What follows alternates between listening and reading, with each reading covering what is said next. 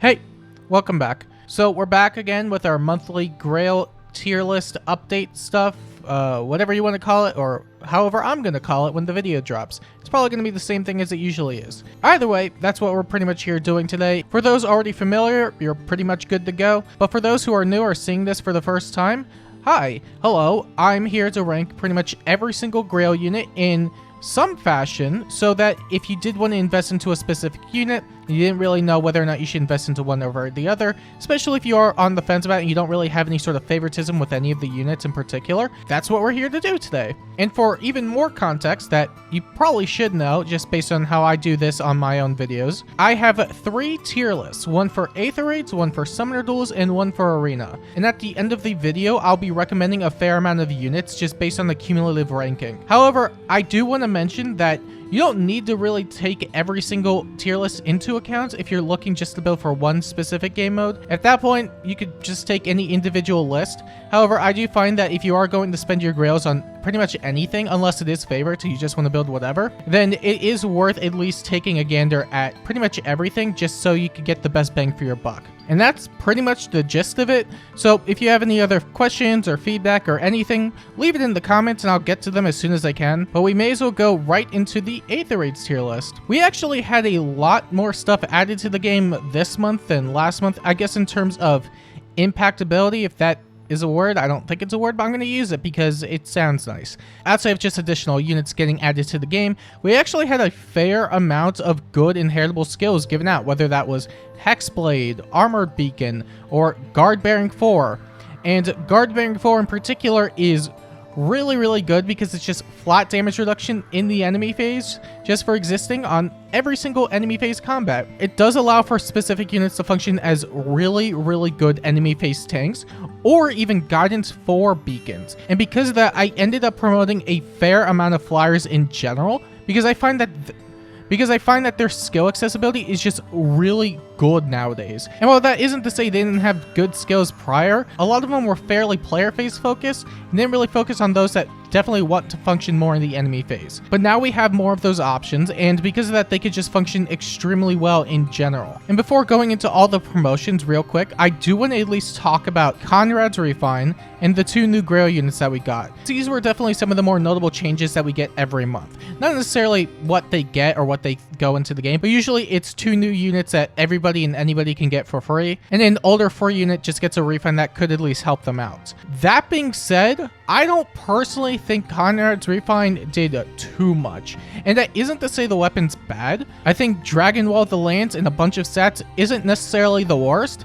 My problem specifically just has to do with the archetype in that it's Conrad. He's a Lance Cavalry unit, and Lance Cavs don't really have any sort of good enemy phase prowess. They could always add skills in the future to make that possible, but as it currently stands, really, I'm not entirely sure what exactly you're supposed to do with him right now.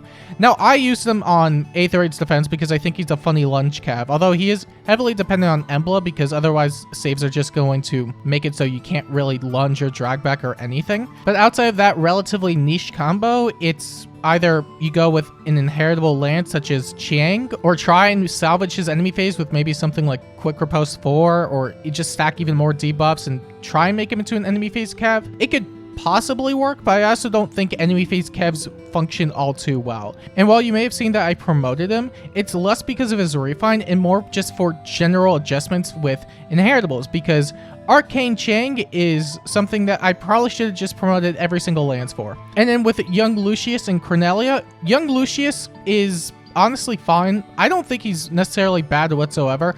He hits hard and he has a guaranteed follow-up, so if you just want him to deal damage, he could deal damage. He's not really going to be doing a whole lot against units that have damage reduction, but otherwise he could still hit hard.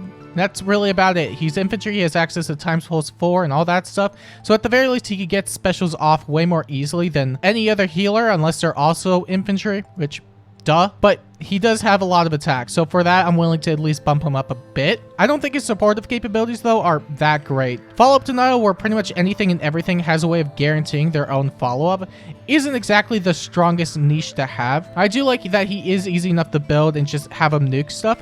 That's cool, but I don't really think his supportive capabilities are that great. But it's an accessible healer and he hits hard enough. And then we have Cornelia, and Cornelia, I don't really know what they were thinking with Cornelia specifically, because they just made her a really strong utility unit that I'm surprised they just flat out gave out for free. Sabotage Flash is a really nice effect just for shutting stuff off like save balls, which is pretty good because they're always going to be grouped together more often than not. You could stack up her HP and give her something like Sudden Panic. She's also infantry, so you could give her infantry null follow and just make her even better support. She has dominance, so if you do need her to attack, she could also deal a heavy amount of damage. The only difference really between Cornelia and young Lucius in terms of just sheer power difference is that Lucius has a guaranteed follow-up, but if you really wanted to give that to Cornelia, you can. And I do feel a bit bad for young Lucius because he came out a week prior to Cornelia, but honestly, I think it was just really bad timing overall to get 2 infantry demo saves that hit hard, and then one just having a lot better utility overall. But for what it's worth, when it came to freebie stuff, honestly, not the worst. And now let's get into the nitty-gritty when it comes to the tier list.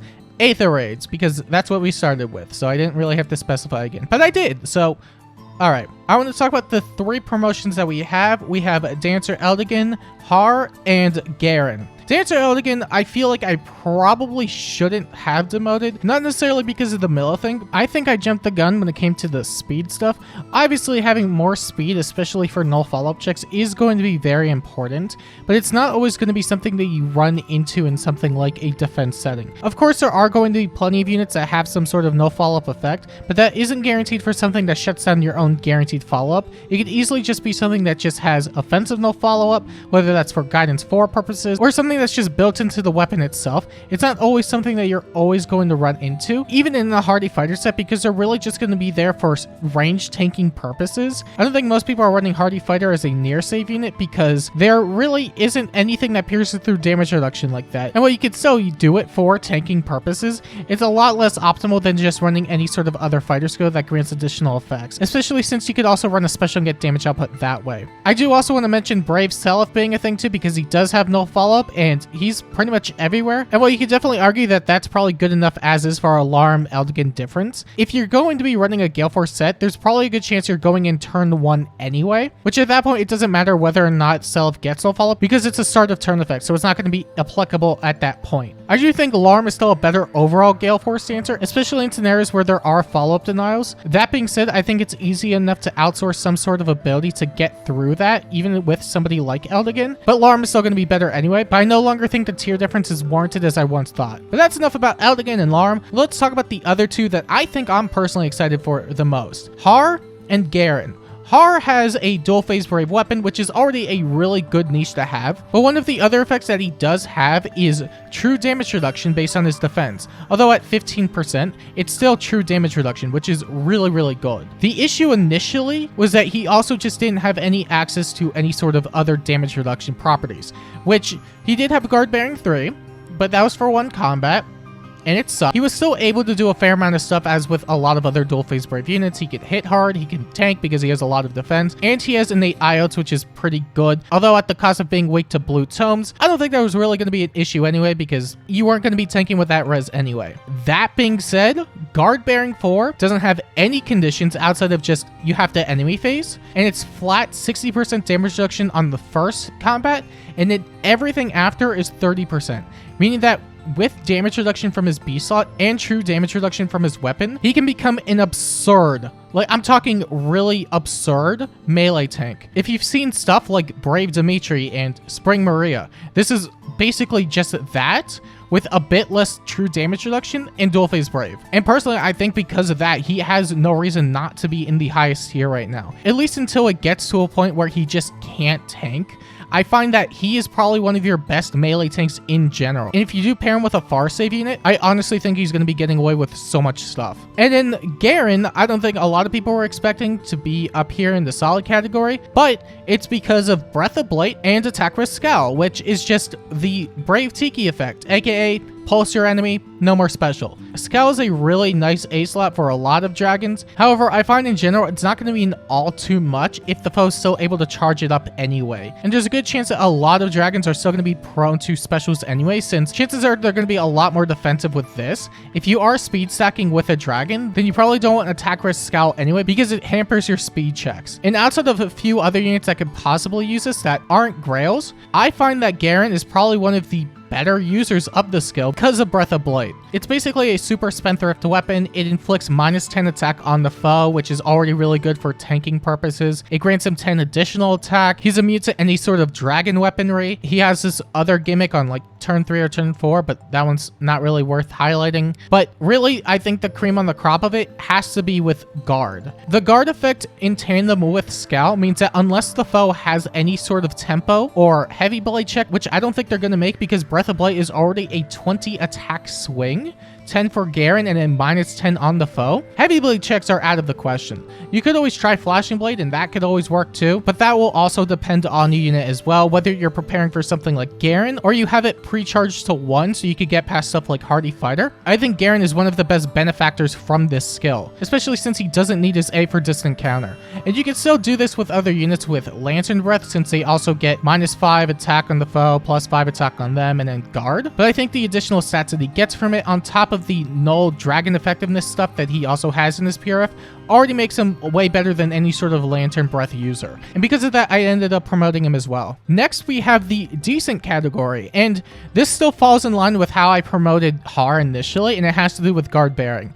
Now they have a lot more defensive options, and especially with the sword and lance flyers, they have access to arcanes, and the sword specifically also have access to Wyvern Katana, which is really nice just for guaranteed 2 attacks no matter what. It's pretty much just going to be following the same niche as Har. It just will depend on the unit you use it on. You can either use the arcane if you want guard and slaying, which is still a pretty nice combo, or if you have a really high attack sword flyer, you could use the dual phase brave weapon, but it's a lot more limited in scope because it is 8 might. But whichever weapon you use, you'll probably find decent amount of success with it. You also have the addition of Armored Beacon, which I think is really great for a lot of your ranged armors because now they just don't instantly die to anything ranged. For your fast ones, they have Savvy Fighter and Armored Beacon, so no matter what, you're guaranteed to get damage reduction, assuming that you can make the speed check. I'm hoping that we do eventually get an Arcane Green Tome, because as far as I know, the only inheritable Green Tome that boosts speed is player phase focus, which your armors are never going to be using anyway. And I'm sure it will happen in the future, but as it currently stands, I think it's pretty nice right now. Winter Bruno stacking speed could easily do it in something like Aether, especially with 50 base speed with max margin flowers before any skills or mythic buffs or anything. He's going to be just fine. And then for your armored daggers, you have Courtly Mask, which is a flat amount of damage reduction. It is the only way they're going to be getting damage reduction, and it is mandatory that they are able to keep above 50% HP for it, because otherwise you're not getting damage reduction from it. But I find you'll probably be okay, especially in an Aether setting, because you have access to mythic bonuses, which can easily skyrocket her HP to something like 71 or 76, depending on how many mythics you use. You could get external support that way, and I find that as an armor, she could probably work really well, especially with Vengeful Fighter 4 if you want good damage output from it. And then there are the other Lance Cavalry and Lance Flyers. I'm pretty much promoting the Lance Cavalry because for the most part it follows the same niche as what I did with Dancer Eldigan. I think for what it's worth, it's fine enough, especially for a Gale Force niche, and if you do need a bit of external support just for quick and pulse stuff or cooldown whatever for your Gale Force, I think you'll be just fine. And for the Flyers, it does follow a similar niche, but they also have guard bearing, meaning that they can always retaliate with Bonfire and they can tank really well. And lastly, when it comes to promotions slash units that aren't going to move for a while, we have Summer Norn and we have New Year Corrin and any of the other units that kind of fall into that similar niche. Maybe also someone like Clarice. While it is arguable that Summer Norn could probably be in the same tier as a lot of the other speedy swords, I find that with the addition of Arcane Lewin, she has every right to remain in the solid tier because it has low speed defense built into it, meaning that speed checks are going to be significantly easier for someone like her than any other sword currently, unless they have low, of course. But this is the Grail tier list, and most of them don't, and they're probably going to be rocking a generic inheritable anyway. It has no follow-up built into it too, so you don't even need your Sacred Seal for that, and you can continually stack up attack speed, which is really nice. And because of that, I find that she's good enough in the solid tier. And as for the generic bows, such as New Year Corrin and Clarice and all those, they have access to attack speed Hexblade now, which is pretty nice when it comes to just general damage output, because now they could always just target the lower of the foe's defense or res. And obviously this won't really work as much in something like Astra Season because there isn't any sort of Emblem stuff there. However, in something like Dark Season on a Catria Ball, it's probably going to be doing a lot better there because you either have to run some sort of Omni Tank, which chances are they're going to be a lot more lopsided in nature, or you have to Gale Force or Player Phase or anything. And for any of those just trying to play defensively, this is going to be a bit harder to do because of the addition of Attack Speed Hexblade. And before we move on to the Summoner Duels tier list, I do want to mention that I demoted a fair amount of the swords, axes, and just some other general changes that probably were a bit overdue. The slower swords don't necessarily do anything particularly well, or at least anything that is above or at the level as a lot of your faster sword units. And I did have to make a cut somewhere, so if there is one that you may disagree with, that's probably why. The cavalry also too, they don't really do much either, just guaranteed follow-up, and if it's for a Gale Force niche, I find that the lances are just significantly better, even against the axes too, because you can't really run any sort of Wings of Mercy chaining stuff. You could always try with Wings of Mercy on your B slot, but you don't get any sort of guaranteed follow from your weapon, and if there is anything that just prevents their own follow-ups, then they're basically done at that point. And then for the other units I didn't mention, it was either just a general change, whether it was something like Bath Camilla and New Year Air, or for someone like Sonya, it's versus someone that has access to Arcane Eclipse. And honestly, I don't think the breath weapon at this point is a lot better to run over something like Arcane Eclipse, especially since they have access to Slime Quick and Pulse stuff, which is pretty good. Next, I want to move over to the Summoner Duels tier list, and there weren't really a lot of demotes this time around. Usually I have a lot more in general when it comes to any of these tier lists, except for Arena, because Arena doesn't really change much. The only ones that I did end up changing were New Year Yarn and New Year Kaiza. New Year Kaiza can work for what it's worth, but I also think his lack of ability to run stuff like damage reduction is a far cry for something like Summoner Duels, even if he has access to something like Tempo and the Mistletoe effect for just a really hard-hitting Ignis if you really want that. And for someone like New Year Yarn, I don't actually know what his niche is. I initially threw him in because he did have the Spiral effect, which is pretty nice, but outside of that, I don't really know what his niche is. And because of that, I just wanted to do a hot fix for that. Maybe I am missing something with New Year Yarn. I could be. I don't really know. But if you do think there's something there, let me know, because right now I don't think there's a notable niche for him. Unlike a lot of units in the top 2 tiers, including Cynthia and Winter, Ignat, and Felix, I think these 3 units in particular got the biggest glow up this month than a lot of other units in prior months. Cynthia having access to something like Guard Bearing 4 and Guidance 4 on top of a Spectrum Unity weapon means that if you were to bring her to something like Summoner Duels and run her with Legendary Male Robin support, then she can become an absurdly disgusting frontliner for your units to then teleport in and just get kills, while she could just reliably sit there and do nothing. And if you did want her to enter combat, well, she also has Spectrum Unity there. She gets it from Robin, and then she gets her A slot. So chances are she's also never really missing a speed check. I honestly think Cynthia with Guard Bearing 4 and Guidance 4 makes her a really compelling pickup, especially if you are planning to play something like Summoner Duels. She could do a lot of work with the right tools. Despite how expensive it is, I think she will end up being one of the better units that you can bring alongside someone like Legendary Male Robin. And then for Winter Felix and Winter Ignatz, it's Armored Beacon with the Arcane Bow. And let me tell you, damage reduction on the first hit from the bow, first hit damage reduction from Savvy Fighter, Surveillance Shield A, and Armored Beacon Special means that they're generally going to be shrugging off a lot of damage for far save purposes.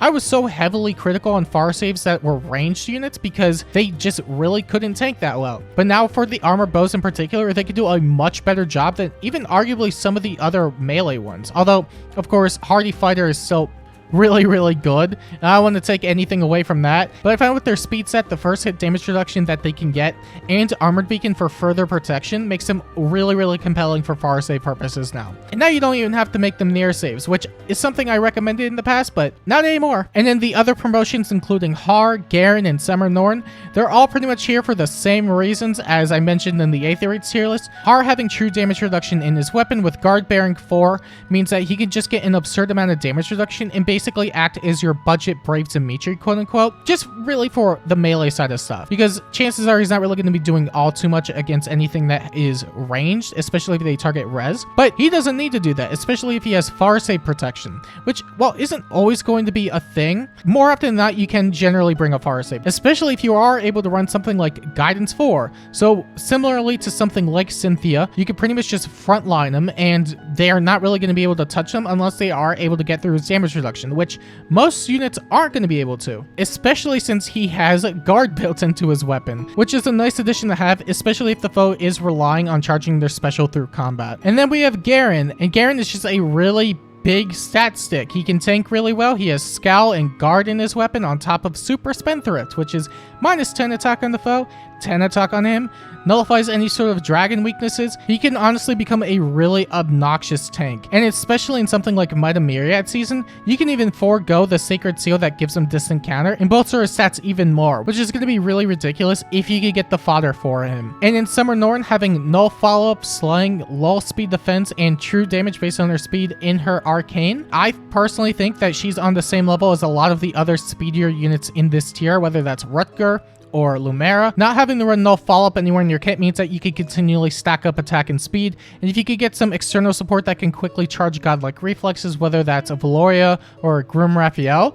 she's going to be extremely good to go. And then as for the units in decent tier, it's pretty much going to be following another similar route as to the ones in Aether raids. Armored Beacon is a really nice addition for your ranged armors, and while it isn't a permanent fix, it does allow them to be protected from something like Deadeye or Lethality or any of those, which is great, especially if you need a far save unit like Winter Bruno. I don't think Winter Bruno is going to be living any sort of Valentine's crumb no matter what, so you may as well just forego any sort of Savalan shield and just continually stack up your attack and speed as much as you can. And while we don't have access to any sort of notable green tome that boosts speed, there is Grondir, and I think that could probably be good enough since it also debuffs the foe's attack, which can allow for more tanking. Meanwhile, with Kronia, she's a bit more of a general fix. She can still do pretty decent work as a vantage unit if paired with something like Duma, so she can always have Aether ready. That being said, it isn't exactly a foolproof solution because the foe could always heal, you could always run into stuff that has Miracle, or she may not do enough damage. I think for what it's worth, she's going to be doing just fine, which is why I did want to push her up to decent. But just know that there are plenty of notable counters that can easily make or break her ability's advantage. Otherwise, we have Ashnard, who has access to Guard Bearing 4 and Guidance 4. Pretty simple stuff. Not much else to talk about on there that I didn't already talk about anywhere else. And then lastly, I pretty much promoted a majority of the Lance Flyers, and that's because of Arcane Lewin and Guard Bearing. And again, I don't really think there's much to say on this.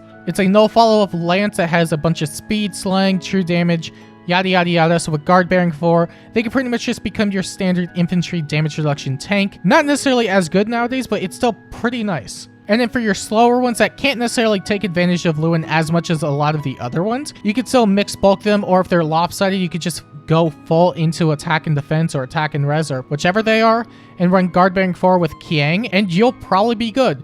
They won't be able to pierce through a lot of your physical side. Obviously, you could still get poked by anything magical, but you're there the front line, and that's all that matters. I do also want to mention Cornelia and Lucius. Conrad, there's really not much to say on him. I don't think he's really going to be doing the best in something like Summoner Duels, but you still have the Arcanes, which is good enough. Cornelia, I don't necessarily want to overrate, but I also don't want to underrate her. My initial problem really just boils down to, if you are using it to stop stuff like save, since they can't counter with the flash, Summoner Duels in particular kind of negates that purpose, especially at the start of turn, since they can easily just end their turn and it's all gone at that point. It does help if you have the turn advantage, but that's not always going to be the case. And she is a good debuffer, so that's really nice. But I think for now, I'm just going to play it safe and put her in the decent tier. And as for young Lucius, it's pretty much the same thing as it was in Aether raids, but probably a bit worse, because if you're playing something like Summoner Duels, anything and everything pretty much has no follow-up at that point. You could throw him on a catcher ball and he could hit really, really hard.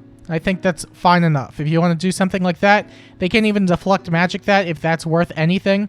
And he hits really, really hard because he has a lot of attack. So I think that's good enough. And lastly, there is the Arena tier list. And this one's going to be fast because what's there to talk about Arena? You need the score. If you have BSC, you're good. If you don't have BSC, you're bad. And That's really about it. Conrad gets promoted now because he has a PRF, meaning that he can pretty much score the same as a lot of the other units that can run PRFs and don't necessarily have 180 plus BST. They're pretty much just going to be in that tier alone. It's not really going to be the greatest for high tier arena scoring, especially nowadays, but if you do want something for just 180 BST purposes, it's good enough. And then as for Cornelia and Lucius, they have PRFs, which means that they're not necessarily scoring as bad as a lot of the other healers, but the lack of a 400 SP assist means that they still can't score as well as the other PRF units, meaning that they're still scoring as well as maybe something like a Bertram or any sort of generic, which for what it's worth is a lot better than anybody below them. So that's a good enough dub for me and anybody that wants to build them for any reason. And yeah, that's pretty much about it. It's arena. You score well, you don't, the end. And for the final tally, when it comes to your best investment for Grail units, I decided to put 12 units on here this time because I find that there's a lot more options when it comes to just serving a decent purpose. You have Rutger, who is just a really solid sortie with slaying, breath, damage reduction, and a bunch of attack and speed. Fallen Delthea, who can hit absurdly hard because of her low speed res and her teleport effect within 2 spaces, so you can get the scare on everybody. Har, Cynthia, Felix, Ignatz, for all these buffs that they got.